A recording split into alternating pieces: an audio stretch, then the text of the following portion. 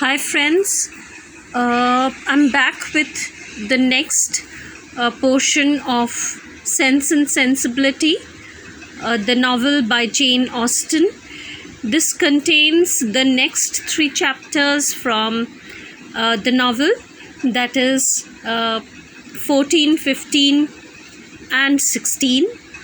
I had wished to make it a 4-chapter episode, but the timelines, as you can see, are exceeding beyond. It was going over to 1.5 hours, which I therefore had to cancel the 4th chapter. So this is my 5th part of my reading of Sense and Sensibility, the novel by Jane Austen. Please listen till the end. Please subscribe, share, like, and comment my channel. I shall be bringing in more such stories, so please be there with me. So, beginning now. The sudden termination of Colonel Brandon's visit at the park, with his steadiness in concealing its cause, filled the mind and raised the wonder of Mrs. Jennings for 2 or 3 days. She was a great wanderer, as everyone must be who takes a very lively interest in all the comings and goings of all their acquaintance. She wondered, with little intermission, what could be the reason of it. Was sure there must be some bad news, and thought over every kind of distress that could have befallen him, with a fixed determination that he should not escape them all. Something very melancholy must be the matter, I am sure, said she. I could see it in his face. Poor man. I am afraid his circumstances may be bad. The estate at Delaford was never reckoned more than 2,000 a year, and his brother left everything sadly involved. I do think he must have been sent for about money matters. For what else can it be? I wonder whether it is so. I would give anything to know the truth of it. Perhaps it is about Miss Williams. And by the by, I dare say it is, because he looked so conscious when I mentioned her name. Maybe she is ill in town? Nothing in the world more likely, for I have a notion she is always rather sickly. I would lay any wager it is about Miss Williams. It is not so very likely he should be distressed in his circumstances now, for he is a very prudent man, and to be sure must have cleared the estate by this time. I wonder what it can be. Maybe his sister is worse at Avignon and has sent for him over. His setting off in such a hurry seems very like it. Well, I wish him out of all his trouble with all my heart, and a good wife into the bargain. So wondered, so talked Mrs. Jennings, her opinion varying with every fresh conjecture and all seeming equally probable as they arose. Eleanor, though she felt really interested in the welfare of Colonel Brandon, could not bestow all the wonder on his going so suddenly away, which Mrs. Jennings was desirous of her feeling. For besides that circumstance did not, in her opinion, justify such lasting amazement or variety of speculation, her wonder was otherwise disposed of. It was engrossed by the extraordinary silence of her sister and Willoughby on the subject, which they must know to be peculiarly interesting to them all. As this silence continued, every day made it appear more strange and more incompatible with the disposition of both. Why they should not openly acknowledge to her mother and herself what their constant behavior to each other declared to have taken place, Eleanor could not imagine. She could easily conceive that marriage might not be immediately in their power, for though Willoughby was independent, there was no reason to believe him rich. His estate had been rated by Sir John at about 600 or 700 a year. But he lived at an expense to which that income could hardly be equal, and he had himself often complained of his poverty. But for this strange kind of secrecy maintained by them relative to their engagement, which in fact concealed nothing at all, she could not account. And it was so wholly contradictory to their general opinions and practice that a doubt sometimes entered her mind of their being really engaged. And this doubt was enough to prevent her making any inquiry of Marian.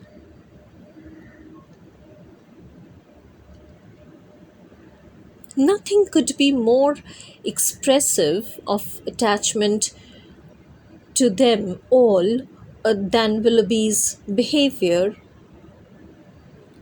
To Marian it had all the distinguishing tenderness which a lover's heart could give, and to the rest of the family it was the affectionate attention of a son and a brother. The cottage seemed to be considered and loved by him as his home. Many more of his hours were spent there than at Allenham, and if no general engagement collected them at the park, the exercise which called him out in the morning was almost certain of ending there, where the rest of the day was spent by him at the side of Marian and by his favourite pointer at her feet. One evening in particular, about a week after Colonel Brandon left the country, his heart seemed more than usually open to every feeling of attachment to the objects around him. And on Mrs. Dashwood's happening to mention her design of improving the cottage in the spring, he warmly opposed every alteration of a place which affection had established as perfect with him. What? He explained. Improve this dear cottage? No, that I will never consent to. Not a stone must be added to its walls, not an inch to its size, if my feelings are regarded. Do not be alarmed, said Miss Dashwood. Nothing of the kind will be done, for my mother will never have money enough to attempt it. I am heartily glad of it, he cried. May she always be poor if she can employ her riches no better. Thank you, Willoughby, but you may be assured that I would not sacrifice one sentiment of local attachment of yours or of anyone whom I loved for all the improvements in the world. Depend upon it, and whatever unemployed sum may remain when I make up my accounts in the spring, I would even rather lay it uselessly by than dispose of it in a manner so painful to you. But are you really so attached to this place as to see no defect in it? I am, said he. To me it is faultless. Nay, more, I consider it as the only form of building in which happiness is attainable. And were I rich enough, I would instantly pull Combe down and build it up again in the exact plan of this cottage, with dark, narrow stairs and a kitchen that smokes, I suppose, said Eleanor. Yes, cried he in the same eager tone, with all and everything belonging to it. In no one convenience or inconvenience about it should the least variation be perceptible. Then and then only under such a roof I might perhaps be as happy at Combe as I have been at Barton. I flatter myself, replied Eleanor, that even under the disadvantage of better rooms and a broader staircase, you will hereafter find your own house as faultless as you now do this. There certainly are circumstances, said Willoughby, which might greatly endear it to me.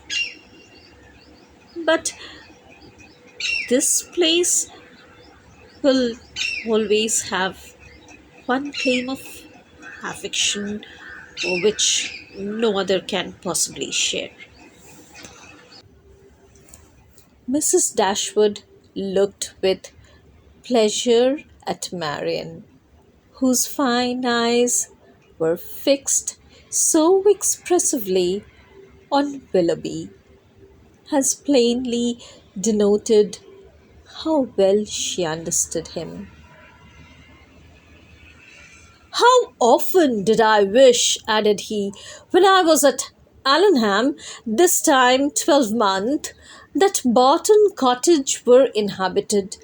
I never passed within view of it without admiring its situation and grieving that no one should live in it. How little did I then think that the first news I should hear from Mrs. Smith when I next came into the country would be that Barton Cottage was taken. And I felt an immediate satisfaction and interest in the event, which nothing but a kind of prescience of what happiness I should experience from it can account for.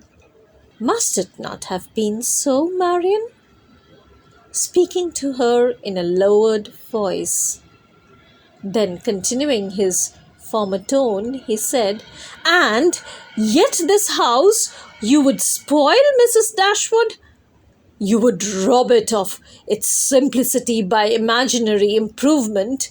And this dear parlour, in which our acquaintance first began, and in which so many happy hours have been since spent by us together, you would degrade to the condition of a common entrance, and everybody would be eager to pass through the room which has hitherto contained within itself more real accommodation and comfort than any other apartment of the handsomest dimensions in the world could possibly afford."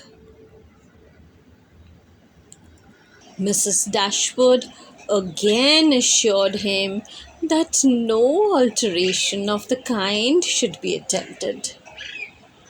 "You are a good woman," he warmly replied. "Your promise makes me easy. Extend it a little farther, and it will make me happy.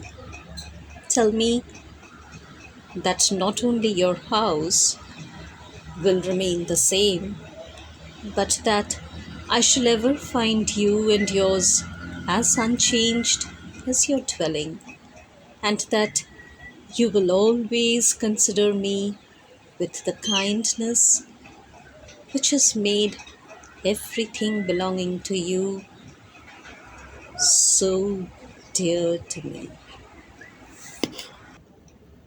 The promise was readily given, and Willoughby's behaviour during the whole of the evening declared at once his affection and happiness. "Shall we see you tomorrow to dinner?" said Mrs. Dashwood when he was leaving. "I do not ask you to come in the morning, for we must walk to the park to call on Lady Middleton."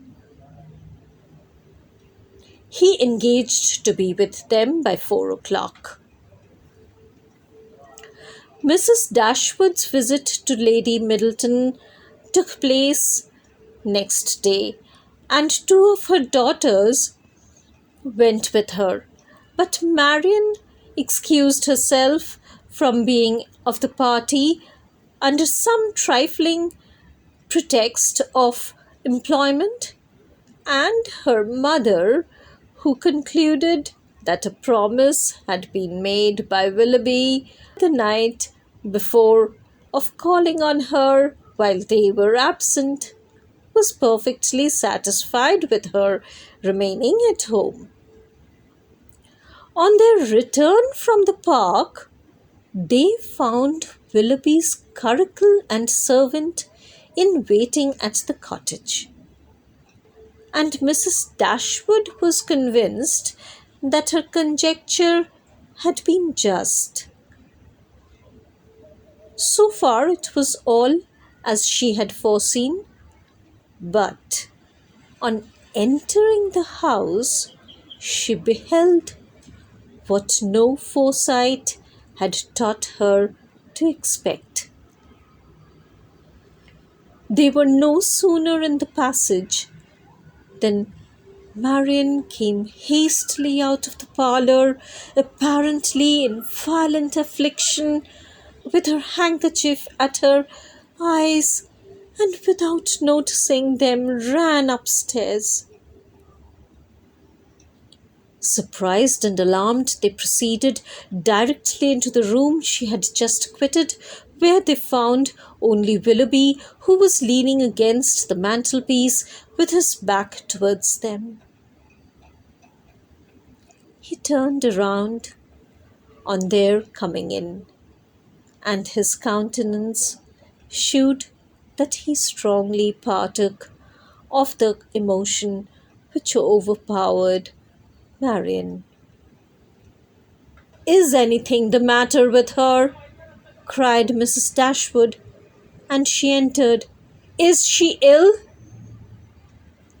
"I hope not," he replied, trying to look cheerful, and with a forced smile presently added, "It is I who may rather expect to be ill, for I am now suffering under a very heavy disappointment."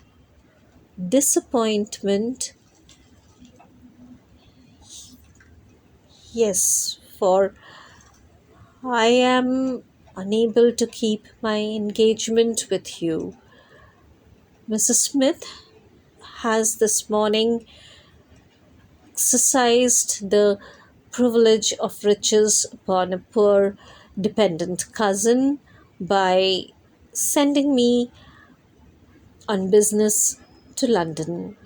I have just received my dispatches and taken my farewell of Allenham, and by way of acceleration, I am now come to take my farewell of you. To London? And are you going this morning? Almost this moment.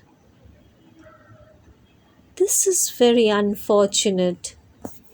But Mrs. Smith must be obliged, and her business will not detain you from us long, I hope.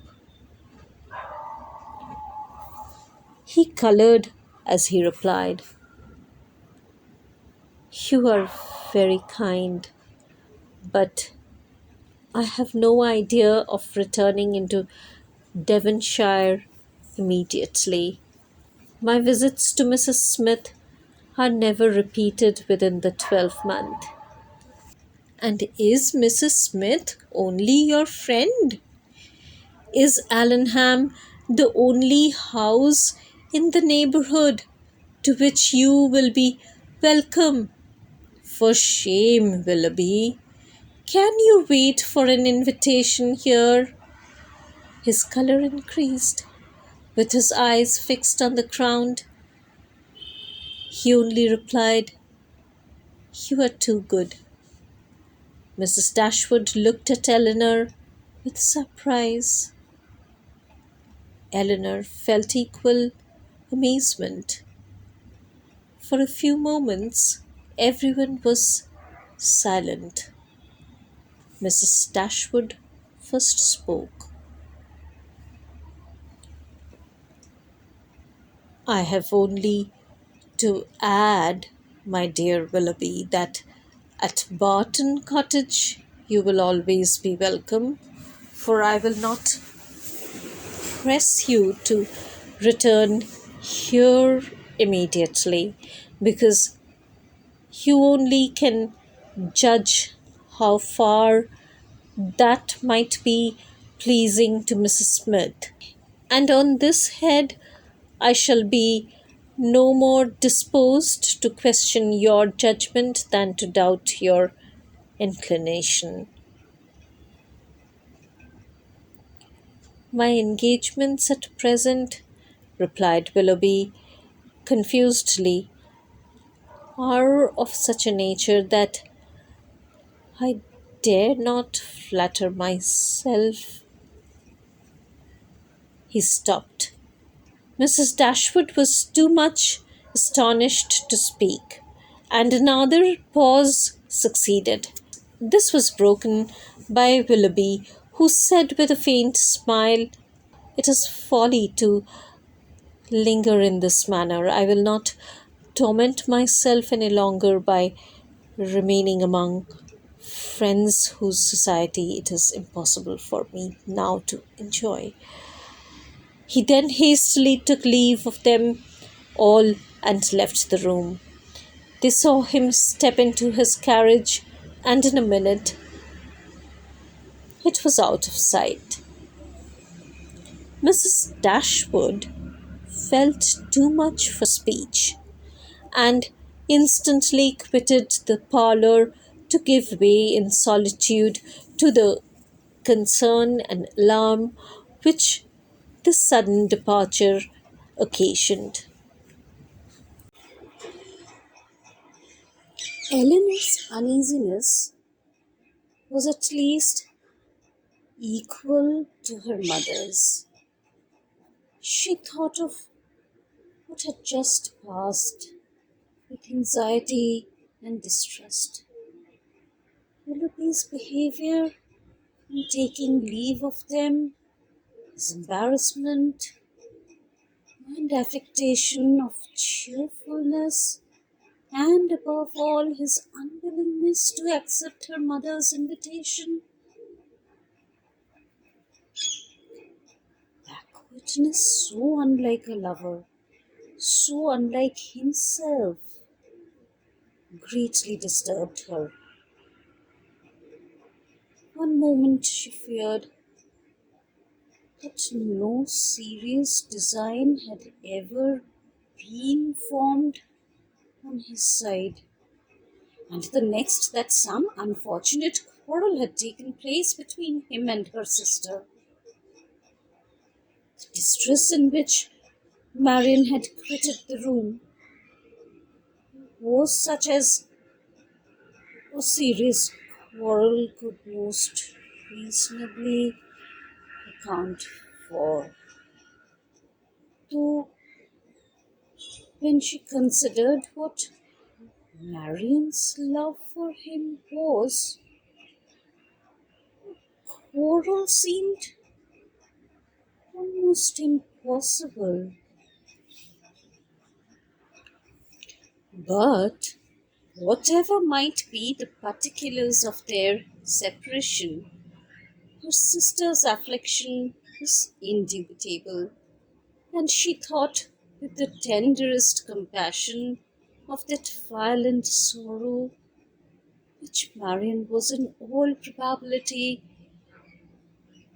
not merely giving way to as a relief, but feeding and encouraging as a duty.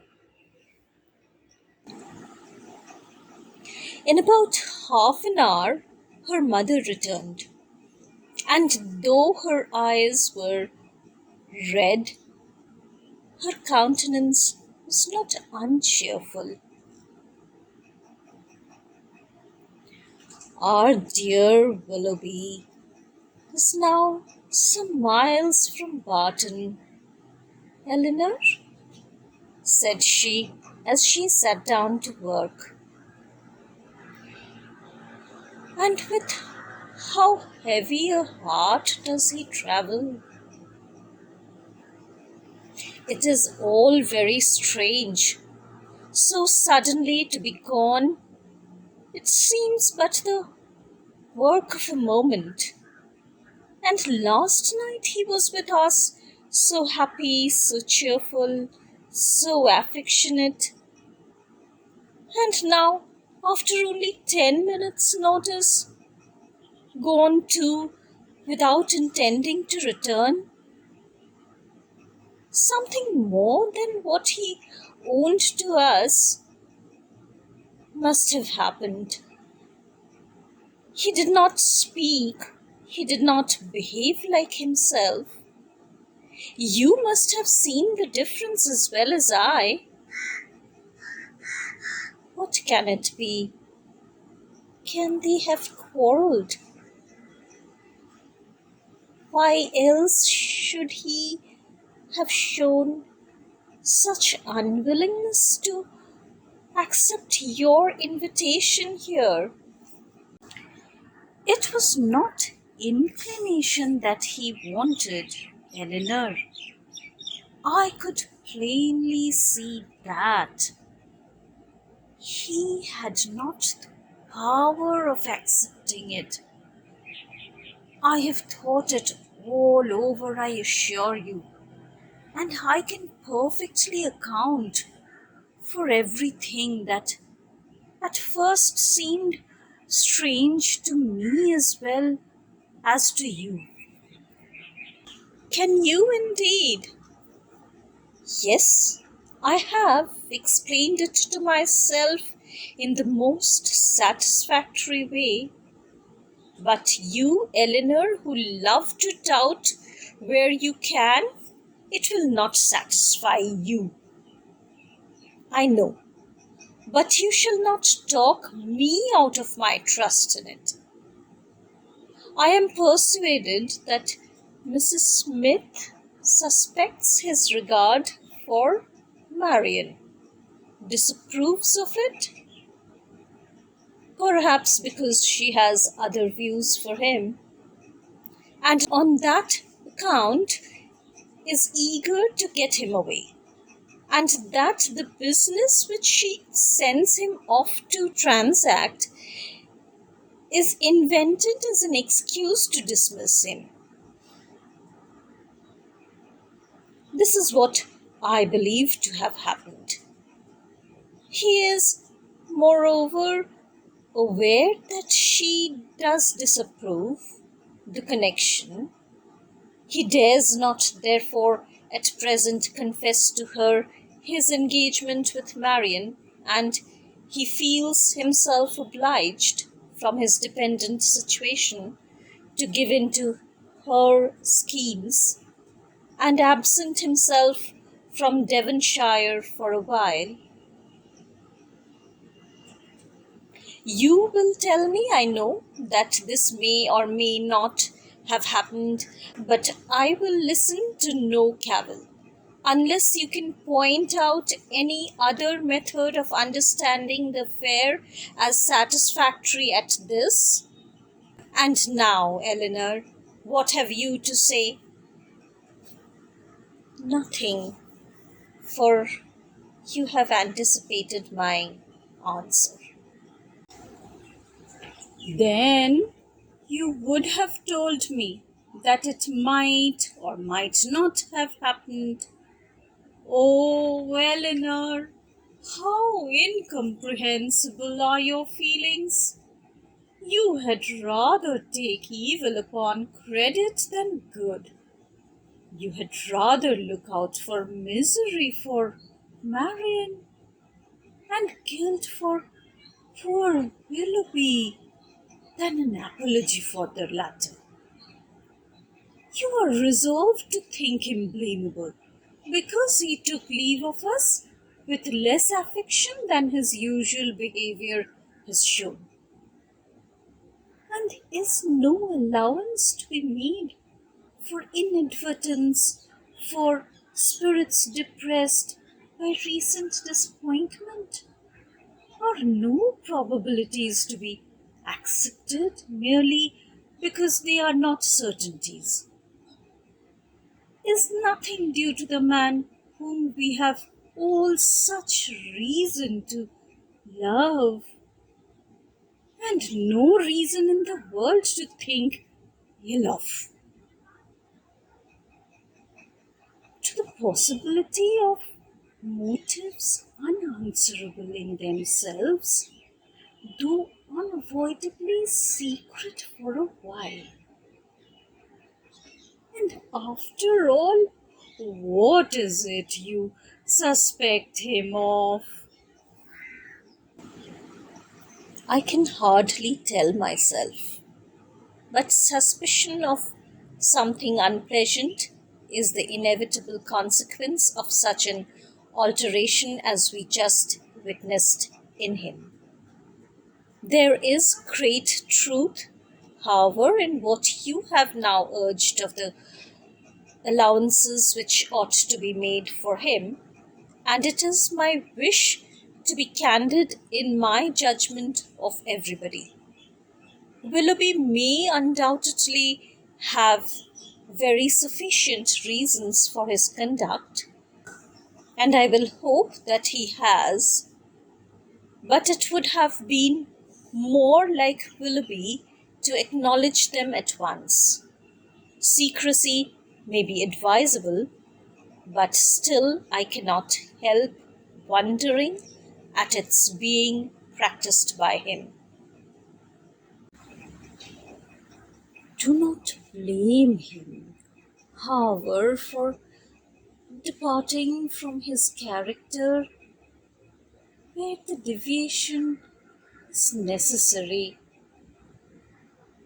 But you really do admit the justice of what I have said in his defense. I am happy. And he is acquitted. Not entirely. It may be proper to conceal their engagement if they are engaged from Mrs. Smith, and if that is the case, it must be highly expedient for Willoughby to be but little in Devonshire at present. But this is no excuse for their concealing it from us. Concealing it from us, my dear child? Do you accuse Willoughby and Marian of concealment? This is strange indeed, when your eyes have been reproaching them every day for incautiousness. I want no proof of their affection, said Eleanor, but of their engagement I do. I am perfectly satisfied of both, yet not a syllable has been said to you on the subject by either of them. I have not wanted syllables where actions have spoken so plainly. Has not his behavior to Marian and to all of us for at least the last fortnight declared that he loved and considered her as his future wife, and that he felt for us the attachment of the nearest relation? Have we not perfectly understood each other? Has not my consent been daily asked by his looks, his manner, his attentive and affectionate respect? My Eleanor, is it possible to doubt their engagement? How could such a thought occur to you? How is it to be supposed that Willoughby, persuaded as he must be of your sister's love, should leave her, and leave her perhaps for months, without telling her of his affection? That they should part without a mutual exchange of confidence?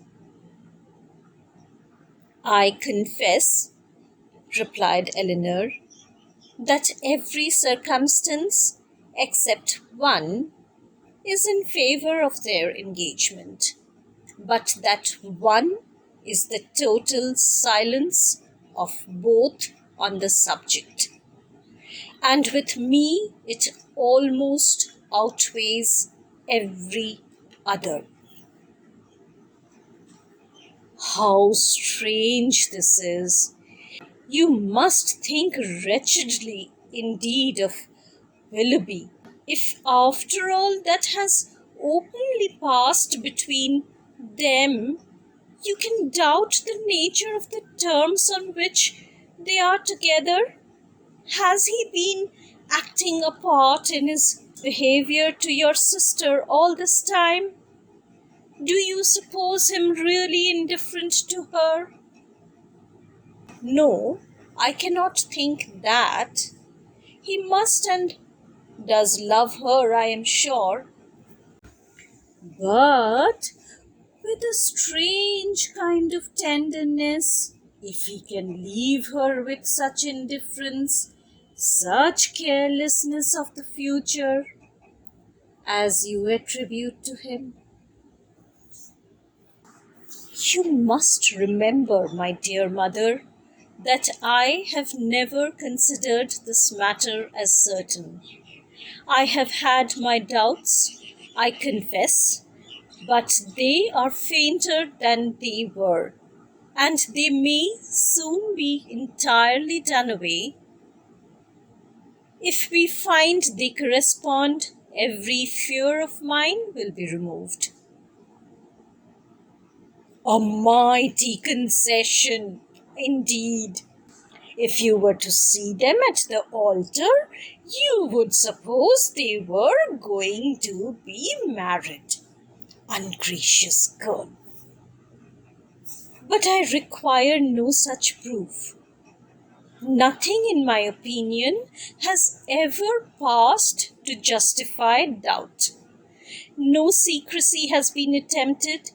All has been uniformly open and unreserved. You cannot doubt your sister's wishes. It must be Willoughby, therefore, whom you suspect. But why? Is he not a man of honour and feeling? Has there been any inconsistency on his side to create alarm? Can he be deceitful? I hope not, I believe not, cried Eleanor. I love Willoughby, sincerely love him, and suspicion of his integrity cannot be more painful to yourself than to me. It has been involuntary, and I will not encourage it. I was startled, I confess, by the alteration in his manners this morning. He did not speak like himself, and did not return your kindness with any cordiality. But all this may be explained by such a situation of his affairs as you have supposed. He had just parted from my sister, had seen her leave in the greatest affliction, and if he felt obliged, from a fear of offending Mrs. Smith, to resist the temptation of returning here soon, and yet aware that by declining your invitation, by saying that he was going away for some time, he should seem to act an ungenerous, a suspicious part by our family, we might well be embarrassed and disturbed. In such a case, a plain and open avowal of his difficulties would have been more to his honour, I think, as well as more consistent with his general character.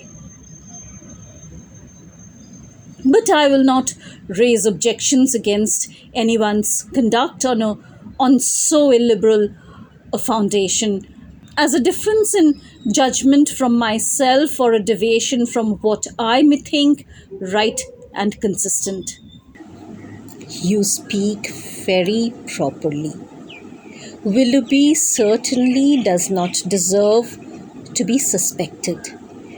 Though we have not known him long, he is no stranger in this part of the world. And who has ever spoken to his disadvantage? Had he been in a situation to act independently and marry immediately, it might have been odd that he should leave us without acknowledging everything to me at once. But this is not the case. It is an engagement in some respects not prosperously begun. For Their marriage must be at a very uncertain distance, and even secrecy, as far as it can be observed, may now be very advisable. They were interrupted by the entrance of Margaret, and Eleanor was then at liberty to think over the representations of her mother, to acknowledge the probability of many and hope for the justice of all. They saw nothing of Marian till dinner time, when she entered the room and took her place at the table without saying a word. Her eyes were red and swollen, and it seemed as if her tears were even then restrained with difficulty. She avoided the looks of them all, could neither eat nor speak, and after some time, on her mother's silently pressing her hand with tender compassion, her small degree of fortitude was quite overcome. She burst into tears and left the room. This violent oppression of spirits continued the whole evening. She was without any power because she was without any desire of command over herself. The slightest mention of anything relative to Willoughby overpowered her in an instant, and though her family were most anxiously attentive to her comfort, it was impossible for them, if they spoke at all, to keep clear of every subject which her feelings connected with him. Marian would have thought herself very inexcusable had she been able to sleep at all the first night after parting from Willoughby. She would have been ashamed to look her family in the face the next morning had she not risen from her bed in more need of repose than when she lay down in it. But the feelings which made such composure a disgrace left her in no danger of incurring it. She was awake the whole night, and she wept the greatest part of it. She got up with a headache, was unable to talk, and unwilling to take any nourishment, giving pain every moment to her mother and sisters, and forbidding all attempt at consolation from either. Her sensibility was potent enough. When breakfast was over, she walked out by herself and wandered about the village of Allenham, indulging the recollection of past enjoyment and crying over the present reverse for the chief of the morning. The evening passed off in the equal indulgence of feeling. She played over every favourite song that she had been used to play to Willoughby, every air in which their voices had been oftenest joined, and sat at the instrument, gazing on every line of music that he had written out for her, till her heart was so heavy that no farther sadness could be gained. And this nourishment of grief was every day plied. She spent whole hours at the pianoforte, alternately singing and crying, her voice often totally suspended by her tears. In books too, as well as in music, she quoted the misery which a contrast between the past and present was certain of giving. She read nothing but what they had been used to read together. Such violence of affliction indeed could not be supported forever. It sunk within a few days into a calmer melancholy. But these employments to which she daily recurred, her solitary walks and silent meditations, still produced occasional effusions of sorrow as lively as ever. No letter from Willoughby came, and nothing seemed expected by Marian. Her mother was surprised, and Eleanor became uneasy. But Mrs. Dashwood could find explanations whenever she wanted them, which at least satisfied herself. "Remember, Eleanor," said she, "how very often Sir John fetches our letters himself from the post and carries them to it. We have already agreed that secrecy may be necessary, but we must acknowledge that it could not be maintained if their correspondence were to pass through Sir John's hands." Eleanor could not deny the truth of this, and she tried to find in it a motive sufficient for their silence. But there was one method so direct, so simple, and in her opinion so eligible of knowing the real state of the affair and of instantly removing all mystery, that she could not help suggesting it to her mother. "Why do you not ask Marian at once," said she, "whether she is or she is not engaged to Willoughby? From you, her mother, and so kind, so indulgent a mother, the question could not give offence. It would be the natural result of your affection for her. She used to be all unreserved, and to you more especially." "I would not ask such a question for the world.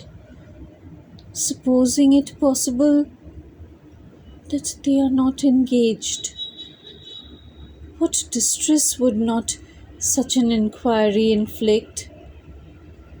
At any rate, it would be most ungenerous. I should never deserve her confidence again after forcing from her a confession of what is meant at present to be unacknowledged to anyone. I know Marian's heart. I know that she dearly loves me, and I shall not be the last to whom the affair is made known, when circumstances make the revealment of it eligible.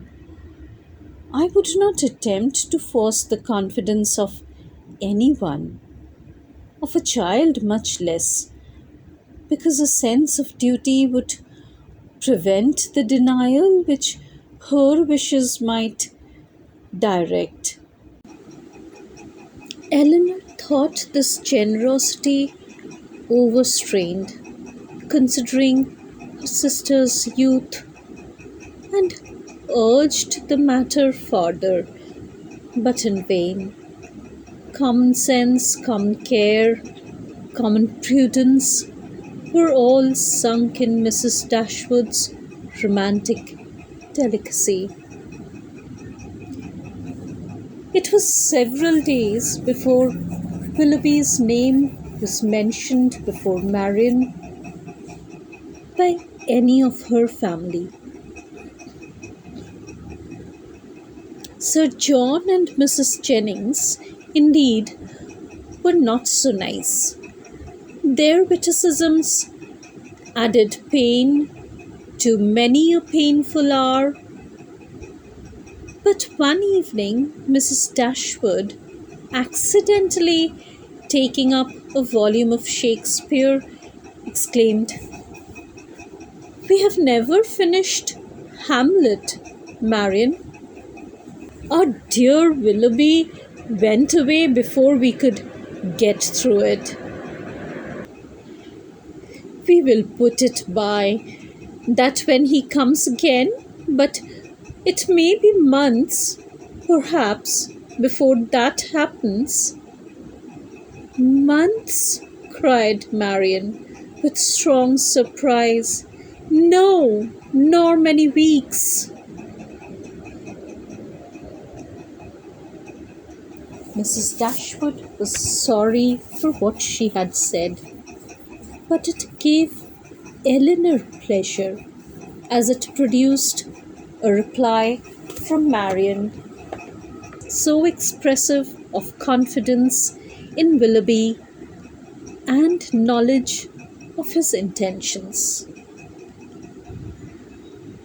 One morning, about a week after his leaving the country, Marian was prevailed on to join her sisters in their usual walk instead of wandering away by herself. Hitherto, she had carefully avoided every companion in her rambles. If her sisters intended to walk on the downs, she directly stole away towards the lanes. If they talked of the valley, she was as speedy in climbing the hills, and could never be found when the others set off. But at length she was secured by the exertions of Elinor, who greatly disapproved such continual seclusion. They walked along the road through the valley, and chiefly in silence, for Marian's mind could not be controlled, and Elinor, satisfied with gaining one point, would not then attempt more.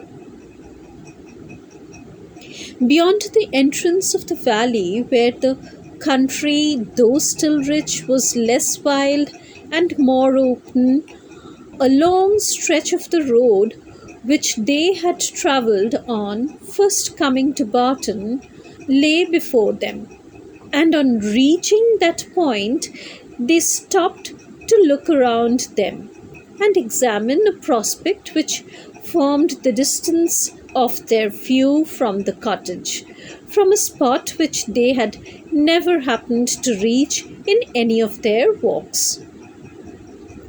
Amongst the objects in the scene, they soon discovered an animated one. It was a man on horseback, riding towards them. In a few minutes they could distinguish him to be a gentleman, and a moment afterwards Marian rapturously exclaimed, "It is he! It is indeed! I know it is!" and was hastening to meet him, when Elinor cried out, "Indeed, Marian, I think you are mistaken. It is not Willoughby. The person is not tall enough for him, and has not his air." He has, cried Marian. "I'm sure he has. His air, his coat, his horse. I knew how soon he would come." She walked eagerly on as she spoke, and Elinor, to screen Marian from particularity as She felt almost certain of its not being Willoughby, quickened her pace, and kept up with her. They were soon within 30 yards of the gentleman. Marian looked again. Her heart sunk within her, and abruptly turning around, she was hurrying back when the voices of her sisters were raised to detain her. A third, almost as well known as Willoughby's, joined them in begging her to stop, and she turned round with surprise to see and welcome Edward Ferrars. He was the only person in the world who could at that moment be forgiven for not being Willoughby, the only one who could have gained a smile from her. But she dispersed her tears to smile on him, and in her sister's happiness forgot for a time her own disappointment. He dismounted and, giving his horse to his servant, walked back with them to Barton, whither he was purposely coming to visit them. He was welcomed by them all with great cordiality, but especially by Marian, who showed more warmth of regard in her reception of him than even Eleanor herself. To Marian, indeed, the meeting between Edward and her sister was but a continuation of that unaccountable coldness which she had often observed at Norland in their mutual behaviour. On Edward's side, more particularly, there was a deficiency of all that a lover ought to look and say on such an occasion.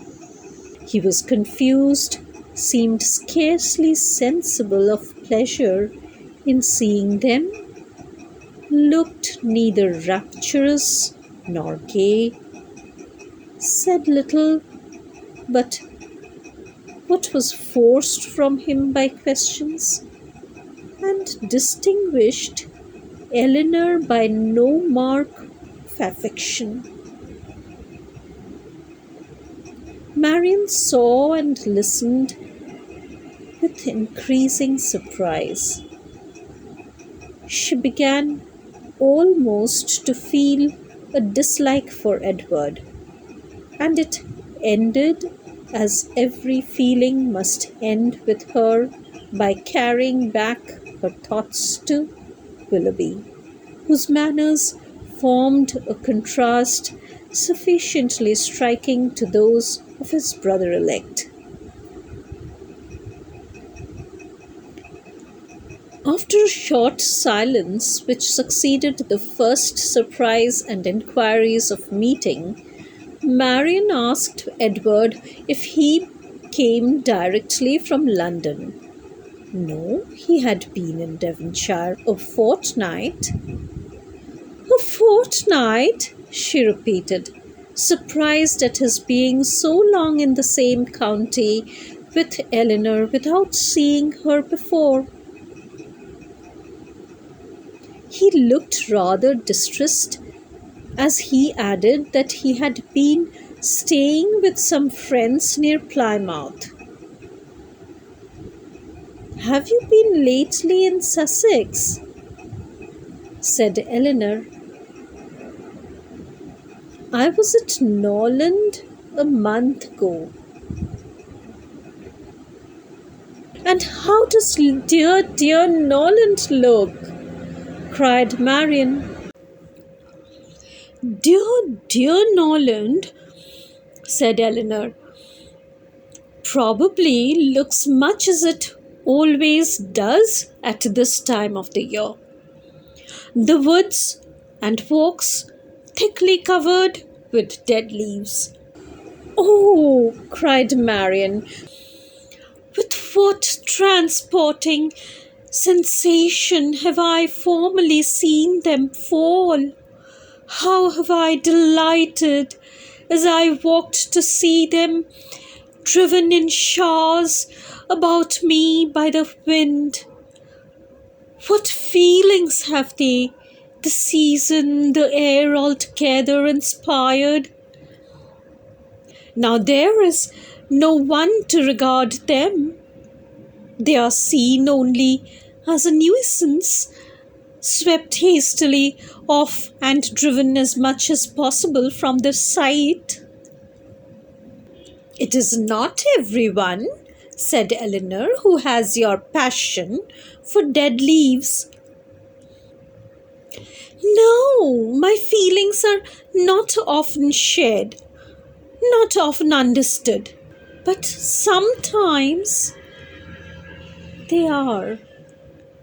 As she said this, she sunk into a reverie for a few moments, but rousing herself again, "Now, Edward," said she, calling his attention to the prospect, "here is Barton Valley. Look up to it, and be tranquil if you can. Look at those hills. Did you ever see their equals?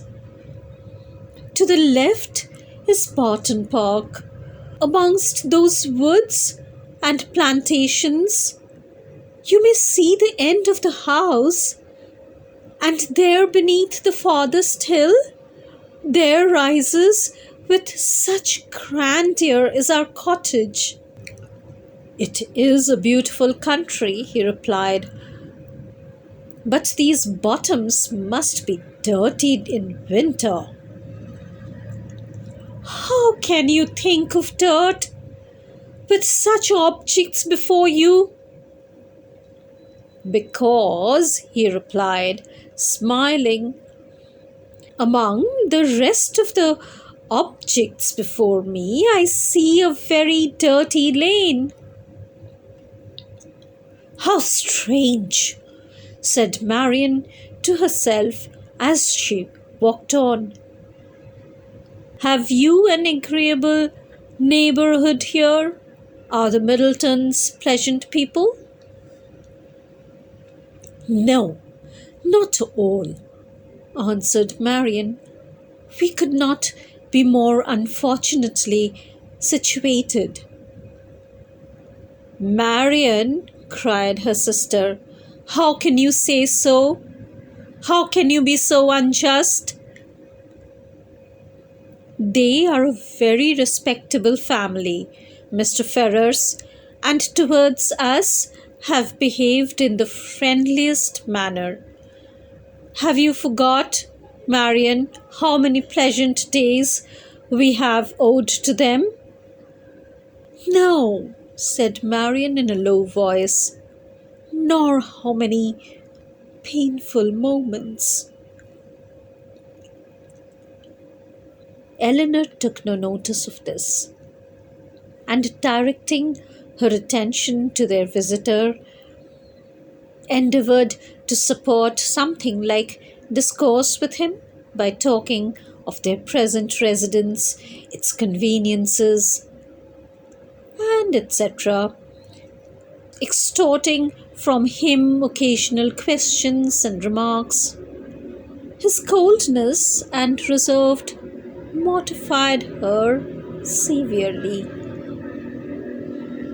She was vexed and half angry, but resolving to regulate her behaviour to him by the past rather than the present, she avoided every appearance of resentment or displeasure, and treated him as she thought he ought to be treated from the family connection.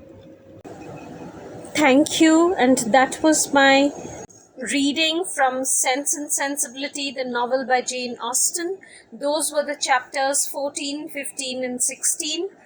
Thank you once again for listening, for being with me till the end of this episode. Thank you for being my audience.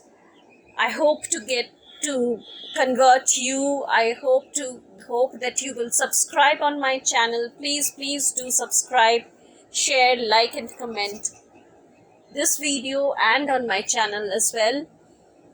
I hope to get you back with me on my readings, along with my readings in the upcoming episodes of Sense and Sensibility, as well as other short stories that I do on my channel.